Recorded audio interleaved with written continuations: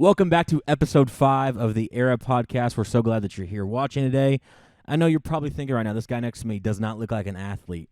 I'm not. But he freaking is. And if, this podcast as of now is pretty regional in our area. He plays the sport called hockey, which I don't know if you guys know what that is. Cory, what is hockey? Well, you play on a field. It's called field hockey. No, I'm just kidding. Ice hockey. You skate on steel, slap the puck around. Yeah. Well, people in Southern Indiana don't care about hockey. They're going to skip this episode. No, they want to know, because that's the whole reason that we're doing this episode today is because I want to know about hockey. You've actually always told me that'd be a good hockey player. Why is that? You would have been a bruiser, man. They call them grinders. You would have just dumped the puck in. The defenseman would turn to go get it, and you would just pummel them against the glass. How legal is that? Totally legal. What would I have to do to get a box card? You mean a penalty? Yeah. A penalty kick. A penalty kick? No, you get a penalty. You sit in the sin bin or the penalty box for 2 minutes, checking somebody from behind, elbowing. You got to keep your elbows down so it can be only a shoulder hit, clean. I got nice shoulders. You got great shoulders, beautiful shoulders. Man. Well, that's why we want to have you here today. And so in order to validate your knowledge of hockey, I got some NHL trivia. Oh, no. Don't ask me about NHL. Well, I'm boycotting the NHL because I'm not Why is there. that? Because I'm not in it. Well, if you had better knees, you would be. No, I wasn't good enough. Who is the only defensive man to have won the Hart Trophy League MVP 3 times in a row? Bobby Orr. You dirty dog. The great Bobby Orr. Which goaltender holds the record that has most saves in an NHL game?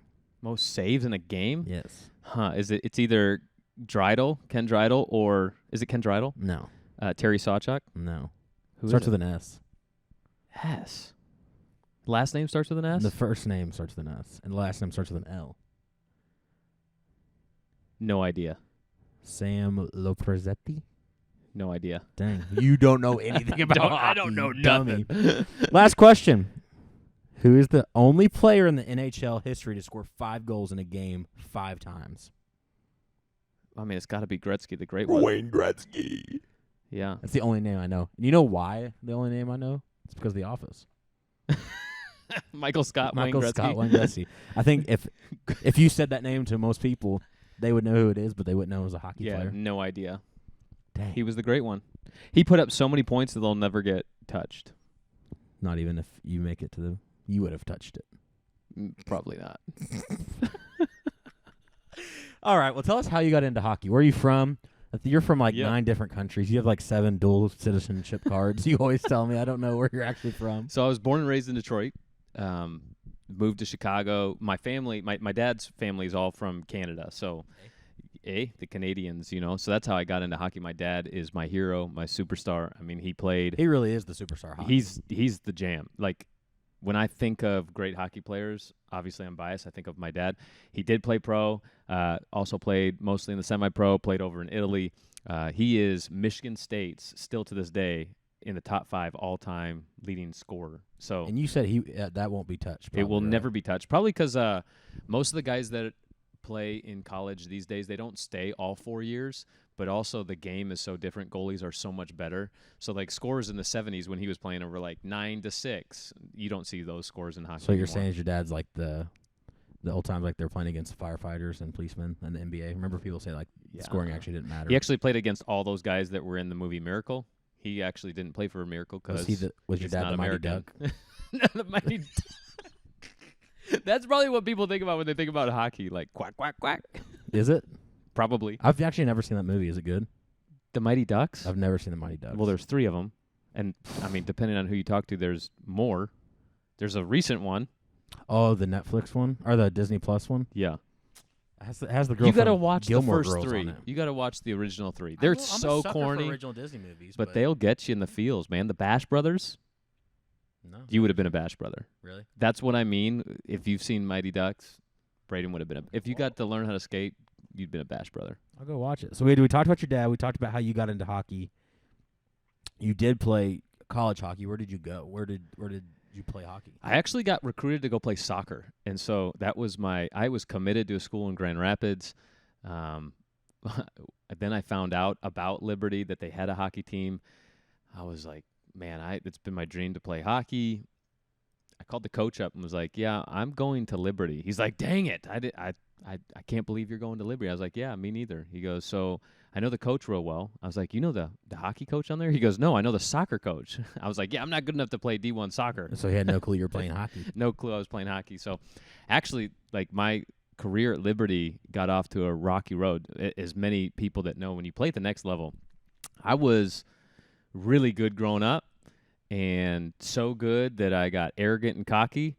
And no, you got I know, cocky. right? Shocking. Then when you get to the college level and you realize that everybody was the best player on their team in high school or whatever. I didn't play high school hockey, but like in that type of culture, and you're like, oh no. So I got to school and I was like, oh no, and out of shape, arrogant. I actually got cut. So my first year there, I moved 12 hours away to go play hockey at the school.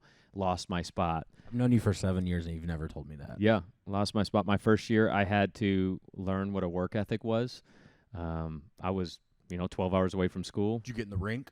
I got in the rink. I worked out, so I actually had to walk on the next year. So, which actually worked out because at Liberty they also have a Division II team, and you can play a fifth year at the Division II level.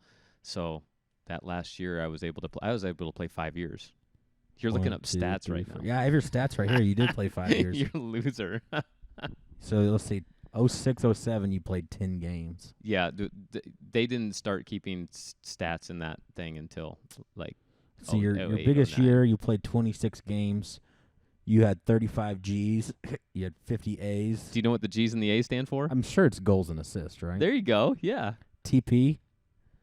Total points. Total points. Oh, is that because explain the scoring system for us? Yeah. So like in soccer, you get 2 points for a goal and then 1 point for an assist. Did you know that? You probably didn't know that. Didn't know that. But not on the scoreboard. Not on the scoreboard, but like when statistically. So in hockey, yeah, one goal and 1 assist are equal to points. So if you have a goal and an assist, that's 2 points for the game. Can you assist yourself somehow? No. You can't patch your stats. Interesting. What is PIM? Penalty minutes. You had 38 penalty minutes. Yeah, that's not that much. What's a lot of penalty minutes? How many would in I the have hundreds? Ooh. You would have had in the hundreds for sure. Dang. So let's talk a little bit about, because when you think of hockey, you think of like the pictures of like guys with missing teeth, blood coming down their mouth, like ask banging me, on. Ask me how many teeth I'm missing. How many teeth are you missing? 4. Are they all new? Did you not know that? No. So I actually only had one that was knocked out, so I had to get the other 3 pulled. So when they pulled my teeth together, it was even. So it's always fun to go to a new dentist, and they're like, "You're missing like molar 1, whatever they call it," Yeah. and I'm like, "What? I'm missing that?" Freaking tooth fairy. I'm like, "Am I missing all of them?" They're like, "Yeah, you're missing all of them." So they had to pull the other 3. But you think about hockey, and you think about the brutal toughness of it. Like Yeah. what's the trash talk life in hockey like? Oh. It has to be brutal. Trash talk in hockey players are the best trash talkers on the planet. That's what it seems like. I feel like for a hockey player, like talent comes below trash talk. If you can get in your other player's head before them, give them a couple bumps, you're done. They're done. You're in their head all day long. I'll tell a story about my dad. Please do. My dad was, again, one of the best players ever. So Michigan State, Michigan, huge rivalry. He's playing at Michigan Arena, Yost Arena. This is back in the 70s. And when he came out during warm-ups, he came out with the Michigan State flag on U of M's campus on the ice. So he skates around the entire arena with the Michigan State flag. And he's pretty well known at this time around the country. And so he said the crowd starts chanting, "Kill Rice, kill Rice, kill Rice." So first period comes around. He scores 2 goals, right? The score is 2-2. And at the end of the first period, there was a scrum on the ice, and my dad's on the ice, and he says their big bruiser, which would have been you, the fighter guy, grabs him and starts feeding my dad in the face. Like, they go to the ground. There's blood being spilled everywhere. The crowd is screaming, "Kill Rice." They're, like, killing my dad in this moment. So much blood. What had happened is the guy had pierced his, like, above this area, so it flopped over. His skin flopped over his eye. So people were like passing out in the crowd because there was so much blood on the ice. And he gets stretchered off. They take him back to the locker room. 27 stitches to his face. So he misses the second and the third period. My dad comes back. It's 2-2. Game goes in overtime. My dad scores the OT winner in Michigan, 3-2, with 27 stitches in his face. So he's just a big trash talker. People hated him, but he was good. So hockey players know how to trash talk. So it's in Michigan, at that point. What is? I mean, of course you weren't born yet, but Yeah. what was the fan base like? Was hockey big there? Is it huge. full? Sold out in that era. Yeah, the 70s were a pretty great era of hockey. Era Sports. Thank you for the plug. Hey. So for those of you who don't know, Cory and I worked together for a long time. Really good friend of mine. So I've heard a lot of your stories. And I honestly invited you on the podcast for the one story of your hockey trip with Whataburger. Because I feel like people need to know the story. Oh, okay. So You've told it at a Christian school, so I think it's clear enough. Yeah. Okay. So it's not that embarrassing anymore, but we are at the University of Oklahoma. Okay. This was 2000. Sooners? The Sooners. This was, I can't remember the year, either 2010, maybe 2011. The person that dropped the opening puck was the number 1 pick for the NFL. He was the quarterback for the Sooners. Bradford, maybe. Sam Bradford. Yeah. Sam Bradford. He drops the opening puck. Oklahoma and us, we have a huge rivalry at this time. So much so, there's been guys that have been arrested for assault for what they did off the ice with Oklahoma. Big rivalry. So we're in Oklahoma. It's the weekend before the national tournament, which both of us are going to be there. So it's kind of like a tune-up game. We actually ended up playing them in the national tournament in a couple weeks. And we get there, it's a flight, so you're jet-lagged and whatnot. We get pumped the first night, 6-2. And I remember these scores because of what I'm about to tell you. The next night, we play them. So in hockey, you play them Friday, Saturday night. We beat them 6-2. So we're having a good time, right? The flight leaves out Sunday morning. So we go out. A couple of us went line dancing. Never had been line dancing. You get a northern boy in with these country folk, and it was a lot of fun. We're in tracksuits. We're in matching tracksuits because that's what you wear at hockey. So Probably we're super baggy back in the super baggy. Yeah, look like such a loser. Some line dancing, build up a little appetite. So me and one of the captains, we start walking back to the hotel, but we're hungry, looking for a place that's open. It's pretty late, and we find this Whataburger. Now, I've never eaten at Whataburger before, and I'll never eat there. It's the orange one, right? It's the orange one, yep. I'd never even heard of it, honestly, at this point. And so we walk in, get some food, got a vanilla milkshake, life is good, go back to the hotel. I get back to the hotel around 1 o'clock. I can't sleep. My stomach is churning, bro. 3:30, I'm like, oh, man. And when we go on these road trips, you share a room with a couple dudes. And so I'm like, man, I think I'm going to be sick. So I go into the bathroom, dude. I throw up all over the place. Like I am missing – I'm hitting everything but the toilet. The walls. It is – I come out. One of my roommates, his name was Jonathan Chung. I'm like, Chung, don't go in there, bro. World War III just happened. They're like, what is going on? I'm like fighting a demon right now. So the whole morning, I wake up at about 6. I was able to get a couple hours of sleep. I wake up about 6, still throwing up, go back down to the lobby, and I'm telling the coaches, I'm like, yo, I think I got food poisoning last night. I'm hurting, so they get me this black trash bag. I throw up all the way to the airport. We're at the airport, waiting for our flight. All of my hockey teammates are making fun of me, and this is what you do, rightfully so. They're calling former players I used to play with, and they're calling me, and the only thing they're saying is like this. And so I'm like, what in the world? Like, this is just funny. So I remember I was up by the glass, that you look out to all the planes, and the other plane right next to us was boarding. So it was a really pretty girl standing right there. I'm like holding a bag of puke. Look up, start spitting game because, when you're in college, you're all-time high, college athlete. Hey, girl, how you doing? Start talking to her. In mid-conversation, I projectile vomit. And I'm able to move my head, but what happens is I spray the glass. Like, it's just disgusting. I'm holding a trash bag. There's a trash can next to me. My coaches are, like, so pissed off at me at this moment because now I've just, like, puked violently in this airport. Get on the plane, steward is like, oh, scared to fly. I'm like, no trick. The city got me sick. You know what I mean? Like, I'm puking the whole way back. This night was the gold medal game between Team USA and Team Canada, which at Liberty, that's a big game. It's a big game also because, like, at this time, I think I was only one of 3 Americans on the hockey team. And so everybody's Canadian, and a lot of trash talk with that. Team USA had been irrelevant for so many years. We're playing in the gold medal game. We land just in time to watch the game, and I can't. I am thrown up. So I chug a bottle of NyQuil. Big mistake. Get home, go to sleep. I wake up 3:21 in the morning, covered in poo.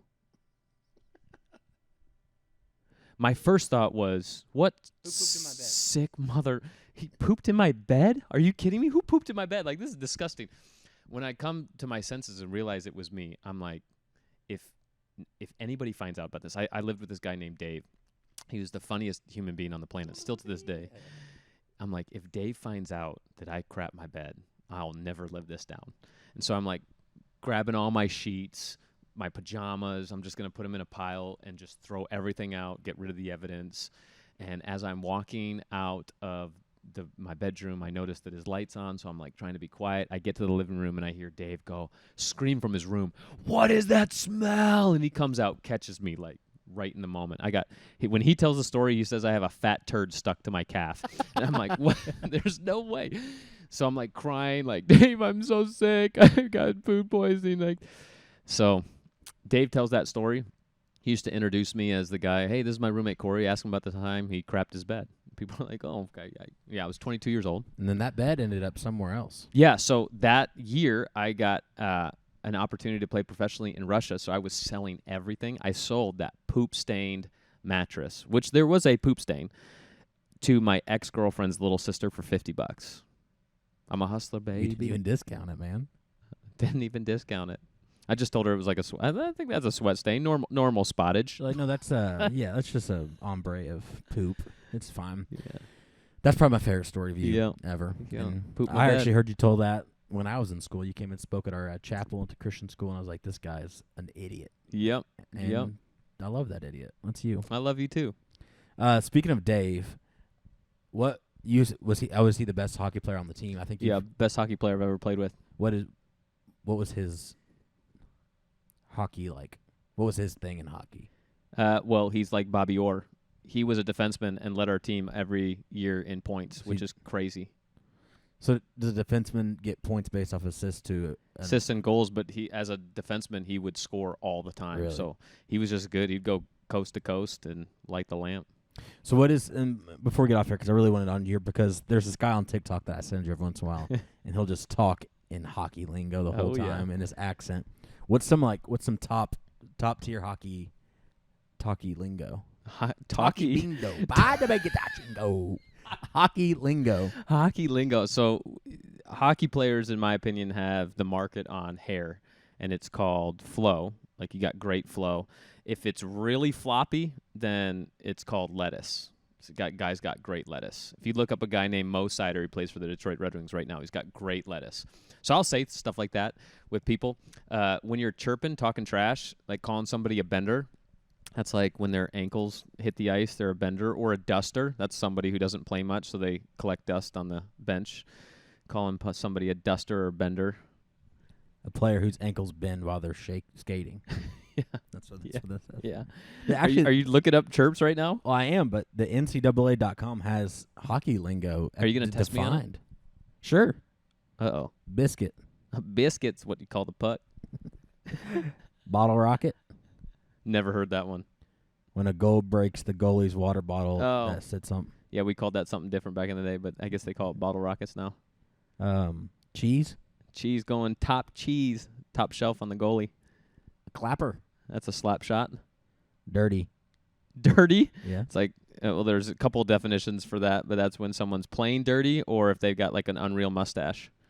Term to describe an outstanding DEKE. Is that mustache? Deke? A deke. No, it's like when somebody gets dangled, you deke them. They're like, that's a dirty dangle. I'm telling you, hockey players. Brother Lettuce's dingle dangle was Durgan, but it was dicted. Guy's got great lettuce, but he definitely dangled that defenseman, left him out to dry. Jeez. Face wash? Face wash is when you take your nasty glove, which gloves smell so bad, and you just put it all in their face.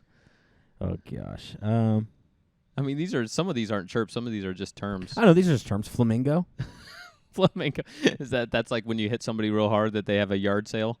All their equipment is out for sale. You said flow. Flow. Hockey flow.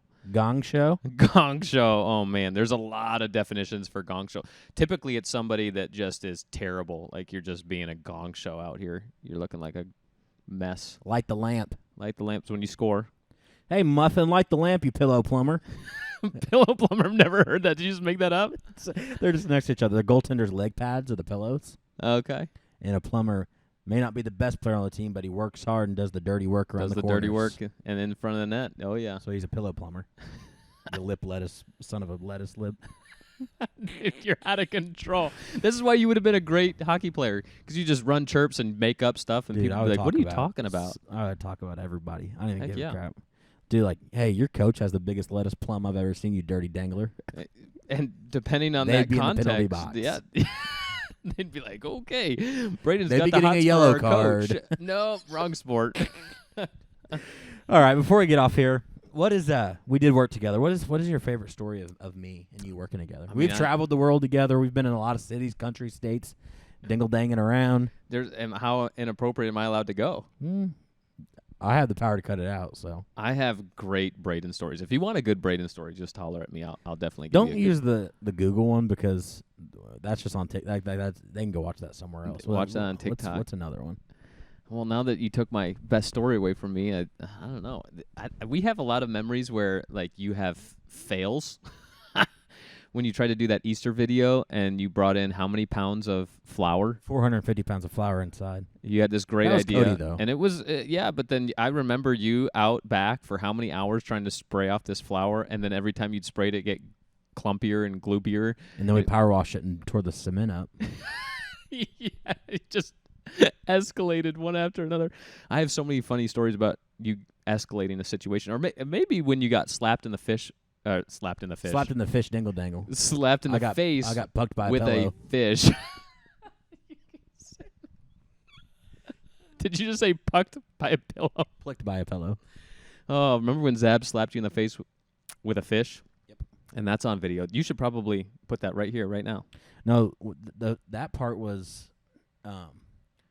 Cody threw something up in the air, and then somebody threw a water balloon that they put mayonnaise and ketchup in, but it had been so long that it got hard. You threw it at me, and I blacked out. Yeah, I think you got a black eye. I did. My bad. One more thing people don't know about you is that you're a great basketball player. Debatable. I think your hockey lingo comes into basketball, and basketball is a respected, honorable game where you don't talk trash that much verbally out loud to everybody. Is this too soon? Didn't mean to get controversial. Don't get into that. Let's get into that for a second. It's funny. Have you seen Dave Portnoy's take on it? Uh-huh. It's interesting on that. Yeah. What do you?